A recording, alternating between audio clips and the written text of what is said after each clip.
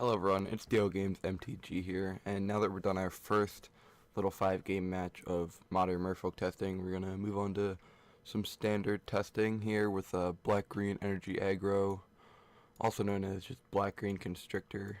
So, we're running 20 or 19 lands. Our 4 Welcome Blisters should probably be here. Just 2 Quagmires, 4 Blooming Marsh, 4 Aether Hub, which are very good in this deck because we're getting a lot of energy. And then just 5 forests and 4 swamps. So there's our land base. And now we're going to go into our 1-drops. So Walking Ballista is a good, it could be a good game ender or just a good big creature. Combo with Walking Ballista, you can play it. So however many counters, you put that many plus 1. Or you can play 4 to put 2 counters on. It's just combos nicely. Then we have Greenbelt Rampager, who, if we don't have a turn 1 play, we can just use him to get an energy each turn till we have something to play. Or sometimes even later, like turn 3 maybe, he's just a 1 green 3/4, which is fairly nice. And then we have Blossoming Defense, which can either be used, I've used this card to protect my creatures from removal, or just pump them up to win the game, or pump a creature up so that my Ronas can attack. Gives it 4 more power.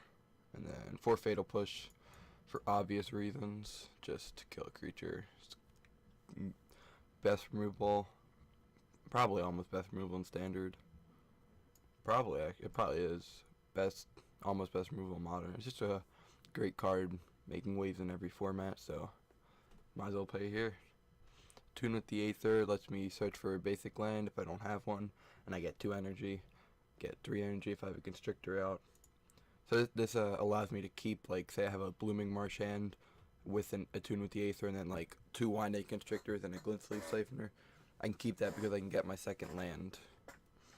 Now onto the 2-drops. Let's go for the Cub first. So Long Tusk Cub, 2/2 for 2. But I can pay 2 energy, put a +1/+1 counter on it, which again, combos with Winding Constrictor, puts 2 on. And then when it deals combat damage to the player, I get 2 energy counters. So this guy gets huge. Glint Sleeve Siphoner, Dark Confidant is standard, in my opinion. 2/1 Menace. When it enters battlefield or attacks, get an energy. Get 2 energy with Winding Constrictor. And at the beginning of my upkeep, I can pay 2 energy to lose a life and draw a card, which is great. And then Grasp of Darkness, more removal. Just try to get rid of whatever they're doing. Then we have 4 Winding Constrictor, backbone of the deck. If 1 or more counters will be placed on an artifact creature I control, get that many +1, so I get 2 +1/+1 counters when I should be placing 1, or I get 2 energy counters when I should be placing 1. The downside, though, is that if my opponent would place a -1/-1 counter on my creature, they place twice that many, which is a downside, but I feel like the pros very much outweigh the cons. Let's go into Riskar. I've used this card just to buff my dudes up. I've also used them to ramp up. Put a +1/+1 counter on each of up to 2 target creatures you control, and then each creature with a counter on it has tapped out a green mana in my mana pool. So, very synergistic with everything. Ronas the Indomitable is something that I wasn't initially playing, but now I'm trying it.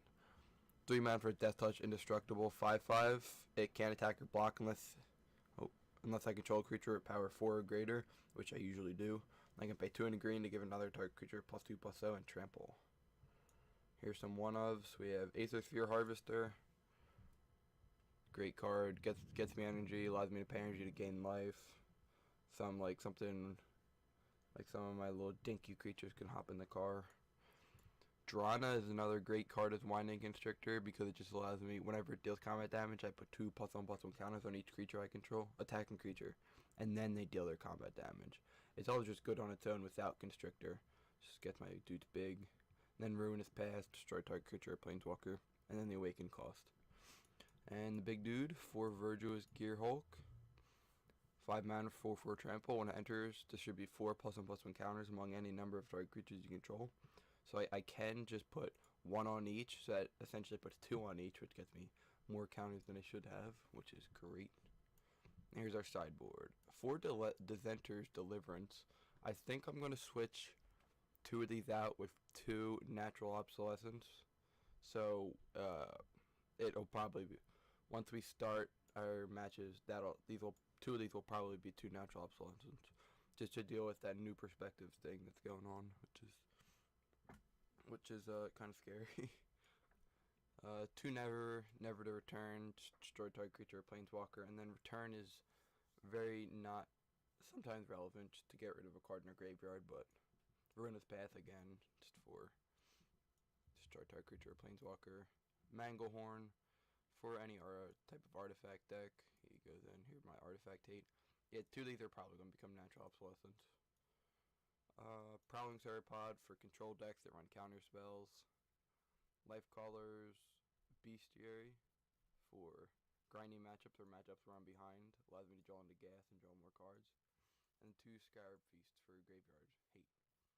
Alright, so that's the deck.